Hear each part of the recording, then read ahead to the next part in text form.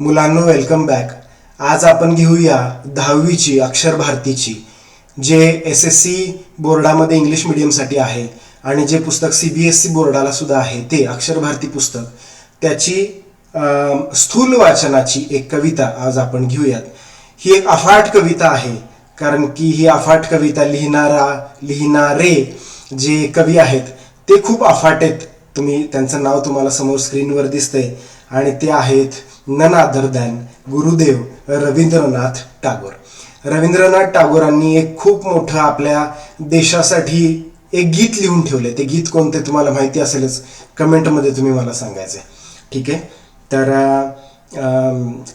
नेहमीप्रमाणे तुमच्या हातामध्ये पुस्तक असेल असं मी धरून चालतो. तुमच्या हातामध्ये पेन पेन्सिल असली पाहिजे, कारण की त्याचे जे संदर्भ मी देतो तर ते संदर्भ तुम्ही तिथं लगेच लिहून घ्यायचे. एक वेगळी प्लेलिस्ट केलेली आहे 10वी अक्षर भारती धडे आणि कविता. त्या प्लेलिस्टमध्ये तुम्हाला हे सगळे धडे आणि ह्या सगळ्या कविता त्या ठिकाणी बघायला मिळतील.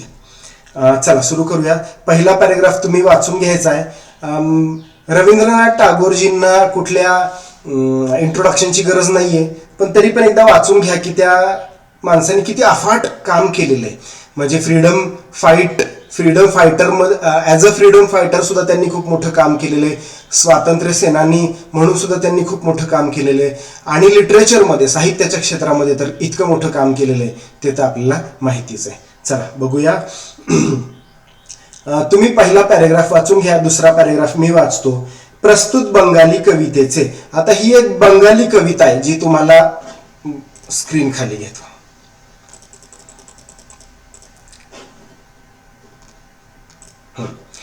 तर ही बंगाली कविता आहे, तुम्हाला इथं माझ्या मागे दिसेल. तर ही बंगाली कविता, या बंगाली कवितेचं हे स्वैर रूपांतर म्हणजे ट्रान्सलेशन साध्या भाषेमध्ये. ठीक आहे, हे रूपांतर केलेले मराठीमध्ये, बंगालीचं मराठीमध्ये ट्रान्सलेशन केलेलं आहे. श्यामला कुलकर्णी मॅडम यांनी ते केलेलं आहे. या कवितेमध्ये महाकवी, त्यांना नाव काय दिले बघा, महाकवी गुरुदेव, फार मोठा माणूस, महाकवी टागोर यांनी सूर्य आणि पंथीच्या प्रतीकांद्वारे, प्रतीक म्हणजे सिम्बॉल, इट इज सिम्बॉलिक. सूर्य आणि पंथी ह्यांची काहीच बरोबरी होऊ शकत नाही. म्हणजे ऍक्च्युली सूर्य आणि पृथ्वीची पण काही बरोबरी होऊ शकत नाही, हे तुम्हाला माहिती आहे. सूर्य इतका मोठा आहे की त्याच्यामध्ये 13 लाख पृथ्वी बसतील एवढा सूर्याची साईज आहे. राईट, एवढं मोठा सूर्याचा आकार आहे. आणि पंथी तर त्या पृथ्वीच्या किती धुळीच्या कणा एवढी पंथी झाली. तरी पण हे इथं कंपॅरिझन करताना सूर्याचं आणि पंथीचं कंपॅरिझन नाही केलेलं आहे. त्यांनी संदर्भ घेतलेला आहे त्या दोन्हींचा. बघूया, फार सुंदर आहे बरं का, एकदम खास. अगदी छोट्या प्रतीकांद्वारे सिम्बॉलिक आहे हे. अगदी छोट्या जीवातही जगाला काहीतरी देण्याची, छोटा जीव, एवढासा जीव, छोटासा पंथी, सूर्य केवढा आहे, पंथी केवढी, त्या छोट्या अशा जीवातही जगाला काहीतरी देण्याची, जग सुंदर करण्याची क्षमता असते असं सांगितलं आहे. आता हे जेव्हा आपण एक्सप्लेनेशन बघूया त्यावेळी तुम्हाला समजेल की साईज मॅटर नाही करत. म्हणजे एखादी गोष्ट मोठी असते, एखादी गोष्ट खूप छोटी असते, पण आपल्या परीने प्रत्येक जण काम करू शकतो. आता मी तुम्हाला कवितेच्या शेवटी एक सुंदर गोष्ट सुद्धा सांगणार आहे. चला सुरू करूयात वेळ न घालवता. बघा, चला. जाता असताला, जाता म्हणजे जाता, अस्त म्हणजे शेवट. पण इथं अस्त म्हणजे काय घ्यायचंय, सूर्याचा संदर्भ आहे ना, म्हणजे सूर्यास्त, सूर्याचा अस्त म्हणजे सनसेट. ओके, सूर्यास्त. तर जाता असताना, सूर्य असताना जाताना, बघा बरं का, जाता असताना सूर्याचे डोळे पाणावले. मुक्त छंदामध्येच आहे. याच्या आधीची मुक्त छंदाची कविता होती बघा, हिरवगार झाडासारखं, त्याच्यासारखी ही मुक्त छंदाची कविता आहे. ऍक्च्युली जेव्हा दुसऱ्या एखाद्या भाषेतली कविता दुसऱ्या एखाद्या भाषेमध्ये ट्रान्सलेट केली जाते तेव्हा यमक जुळवणं फार अवघड होऊन जातं. म्हणजे समजा आता बंगालीमध्ये जे यमक जुळतं ते तसंच तसं मराठीमध्ये कसं जुळेल, किंवा आपण बऱ्याचदा बघतो की इंग्रजीमध्ये अनेक कविता असतात, फार सुंदर कविता असतात, आपण मराठीमध्ये करायला जातो, यमक जुळत नाही. एकतर आपल्याला अर्थ जुळवता येतो किंवा यमक जुळवता येतं. ठीक आहे, अर्थ जुळवणं महत्वाचं अर्थातच. बघा चला, जाता असताना सूर्याचे डोळे पाणावले. सूर्याचे डोळे पाणावले म्हणजे आपण घरातनं बाहेर जाताना, हॉस्टेलला जाताना किंवा मुलगी लग्न होऊन जाताना डोळे पाणावतात, हा, डोळ्यामध्ये पाणी येतं. तसं निरोप घेऊन जाताना, हे शब्दशः अर्थ घ्यायचा नसतो कवितेमध्ये, आपण नेहमीच बोलतो. त्याच्या मागचं मर्म समजून घ्या, त्याच्या मागची भावना समजून घ्या. जाता असताना सूर्याचे डोळे पाणावले, जाईन मी जर या विश्वाचे होईल कैसे भले. जर मी निघून गेलो तर या विश्वाचं कसं भलं होईल. आता तुम्ही म्हणाल चंद्र आहे ना, तो 2 मिनिटासाठी बाजूला ठेवा. ठीक आहे, सूर्य काय विचार करतोय, आता मी या जगाला प्रकाश देतो, या जगाला एनर्जी देतो, या जगाला सनलाईट देतो, आणि जर मी निघून गेलो तर या जगाचं काय होईल. राईट, या किती अवघड अवस्था होईल या जगाची, असं सूर्य म्हणतो. मग बघा बर का, होईल कैसे भले, भलं कसं होईल या जगाचं. अंधारामध्ये बुडून जाईल लगेच सारी धरा. अंधारामध्ये बुडून जाईल, धरा म्हणजे धरती, धरणी म्हणजे जमीन किंवा हे जग. अंधारामध्ये बुडून जाईल, मग सूर्य बुडून गेल्यानंतर अंधारच पडतो ना. ओके, बघा बर का, कुणी वाचवा या पृथ्वीला, करा करा हो त्वरा. आता याच्यातनं पण कवयित्रीनं कुलकर्णी, श्यामला कुलकर्णी मॅडम यांनी यमक जुळवलंय. बघा बर का, अंधारामध्ये बुडून जाईल लगेच सारी धरा, कुणी वाचवा या पृथ्वीला, करा करा हो त्वरा. त्वरा करा म्हणजे पटकन पटकन, क्विक, अर्जंट, कुणीतरी मदत करायला या. ओके, पृथ्वीला वाचवायला या, ती अंधारामध्ये बुडून गेलेली आहे. पुढे बघा बरं का, कुणी न उठती ये ना पुढती. आता कुणीच उठत नाही, कोण आहे तेवढं सामर्थ्यशाली कोण आहे. सूर्य एवढी ताकद कोणाकडे, सूर्य एवढी साईज, सूर्य एवढी एनर्जी कोणाकडे. सगळे गप्प बसले, नको बाबा आपल्याच्यानं व्हायचं नाही. ओके, कुणी न उठती ये ना पुढती, ना कुणास ना शाश्वती.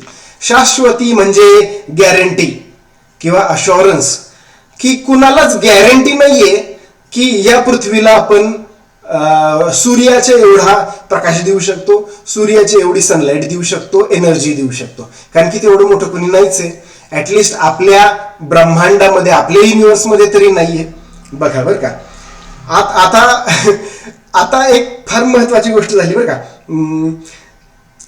इकडे तिकडे बघत हळूची, पणती ये पुढती. म्हणजे जेव्हा आपल्याला भीती वाटत असते किंवा आपल्यामध्ये कॉन्फिडन्स नसतो, तेव्हा समजा आपल्याला टीचरला काहीतरी बोलवायचंय किंवा टीचरशी बोलायचंय, तर आपण पहिल्या इकडं तिकडं बघतो आपण की कोणी काय बघतंय का वगैरे, आणि मग टीचरकडे जातो. तर म्हणजे मुद्दा समजून घ्या, इकडे तिकडे संकोच वाटतोय, बरोबर आहे का. बघत हळूची, पणती ये पुढती. पुढती म्हणजे पुढे आली, कोण आली पुढं, पणती. आता सूर्य केवढा, पणती केवढीशी, एवढीशी, एकदम एकदम छोटी, धुळीच्या काना एवढी. विनम्र भावे लवून म्हणे ती. विनम्र स्क्रीन खाली घेतो.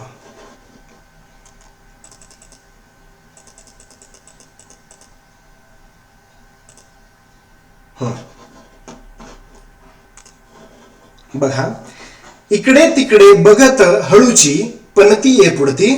विनम्र भावे लवून म्हणे ती.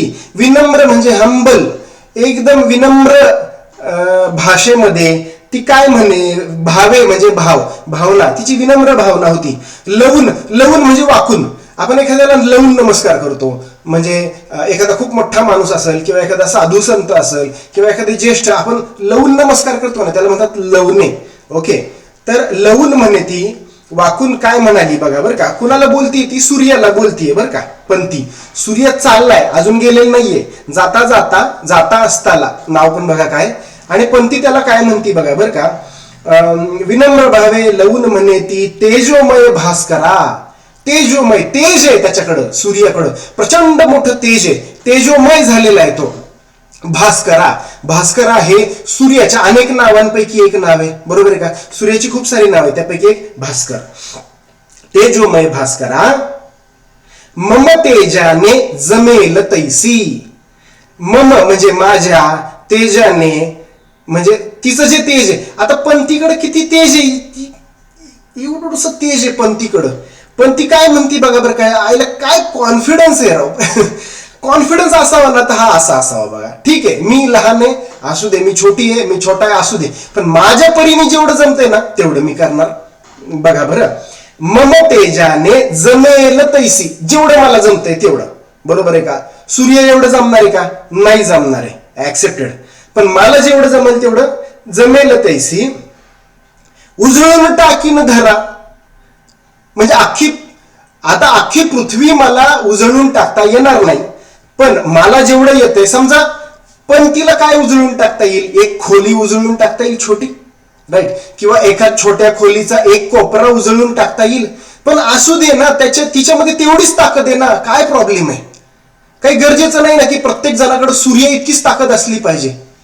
इथं मुद्दा काय माहिती का, आपल्या परीनं जेवढं शक्य आहे ना ते आपण करायचं आहे. ओके. वच हे ऐकून त्या तेजाचे, म्हणजे हे वच म्हणजे वचन किंवा बोलणं ऐकून, पंथीचं हे बोलणं ऐकून त्या तेजाचे म्हणजे सूर्याचे डोळे ओलावले, म्हणजे सूर्याच्या डोळ्यात पाणी आलं की अरे एवढी छोटीशी पंथी म्हणतीये की मी करते, मी आहे, तू जा, टेन्शन नको घेऊ, मी आहे, मी बघते माझ्याच्यानं जेवढं जमल तेवढं. अरे अफाट आहे.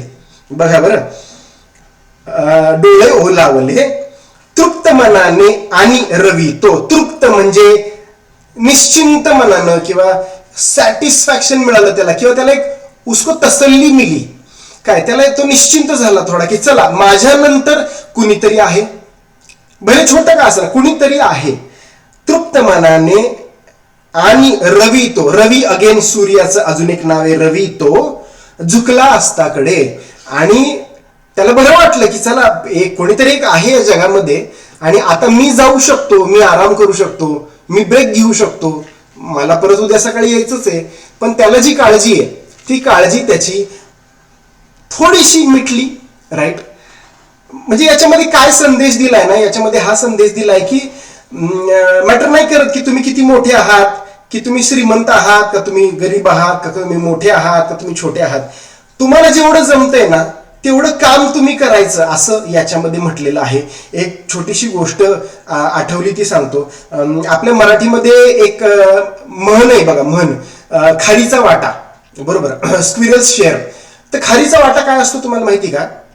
बघा, जेव्हा सीता मातेला रावणाने अपहरण करून लंकेला नेलं होतं आणि रामाला लंकेला जायचं होतं, तेव्हा रामानं काय बांधला?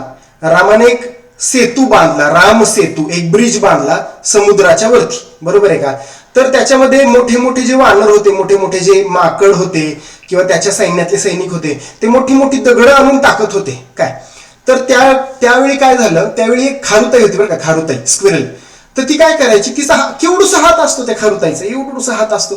तर ती काय करायची, त्या हातामध्ये जे जमेल तेवढे खडे आणायची बरं का, आणि ती काय करायची, तिच्या अंगावर आहे का नाही, ती अशी मातीत लोळून यायची आणि ती त्या रामसेतूवर यायची आणि ते खडे टाकायची, किती खडे, छोटे छोटे कण दगडांचे ती टाकायची आणि ती अशी अंग झटकायची आणि तिच्या अंगाची माती पण तिथं पडायची. आता एवढं मोठा ब्रिज, समुद्रावर ब्रिज बांधायचा आहे, ती काय काय काय जमणार आहे? त्या खारुताईच्या असण्या नसण्यानं काय फरक पडणार आहे तिथं? हा, एवढे मोठे मोठे वानर आहेत तिथं, हनुमान आहे तिथं, बाकीचे सैन्य आहेत. पण खारुताई काय म्हटली माहिती का, हे बघा तुमचे एवढे मोठे मोठे, मला मोठे मोठे दगड नाही आणता येणार, पण मला जेवढं जमतंय तेवढं मी करते ना. आणि हीच भावना महत्वाची आहे. काय, समजा आपण एखादा गरीब माणूस आहे, ठीक आहे, समजा आता अंबानी आहे, अंबानी किंवा टाटा, बिर्ला, अदानी, समजा ही लोक अब्जावधी रुपयांमध्ये डोनेशन्स देतात, ठीक आहे. समजा एखादा गरीब माणूस आला आपल्याकडं, आपण 10 रुपये देऊ शकतो का नाही? आपण कधी फारच त्याला अडचण असेल 100 रुपये देऊ शकतो का नाही? मग जेवढं आपण करू शकतो ना तेवढं आपण करायचं असतं, बरोबर आहे का? किंवा आपण या देशाला काय करू शकतो, आता या देशासाठी आपण खूप काही करू शकत नाही, पण एक म्हणजे एक एक्झाम्पल आहे की समजा चॉकलेट खाऊन झाल्यानंतर तो जो कागद आहे का नाही, तो कागद आपल्या खिशात ठेवणं आणि डस्टबिन मध्ये टाकणं, ही सुद्धा एक देश सेवाच असते, छोटीशी का होईना, स्क्विरल्स शेअर. आणि रवींद्रनाथ टागोर असं म्हणतात की आपण आपल्याला जेवढं जमल तेवढं तेवढं केलं पाहिजे आपण बस. म्हणजे ज्याला जेवढं जमतंय त्यानं तेवढं जरी केलं ना तरी पण ही पृथ्वी अगदी व्यवस्थित चालणार आहे. हा त्याच्या मागचा अर्थ. ओके, फार सुंदर, फार अफाट आहे, अफाट. म्हणजे मला शिकवतानाच इतकी मजा येते, मला शिकवतानाच इतका आनंद मिळतोय. वाव. बरं चला, एवढी ही कविता झाली. याच्यावर बोर्डाच्या परीक्षेमध्ये अनेकदा प्रश्न आलेले आहेत, तुम्ही चेक करू शकता. याच्यावर मागच्या बाजूला ऍक्टिव्हिटी पण दिलेली, ती ऍक्टिव्हिटी सुद्धा तुम्ही बघा. तुमचं काय म्हणणं आहे मला कमेंटमध्ये कळवा. क्वेश्चन आन्सर्स घ्यायचेत का तेही मला सांगा. अजून काही सजेशन्स असतील तर ते मला कमेंटमध्ये कळवा. ठीक आहे, चला भेटूयात एका नवीन व्हिडिओमध्ये. तोपर्यंत tata, bye bye, see you.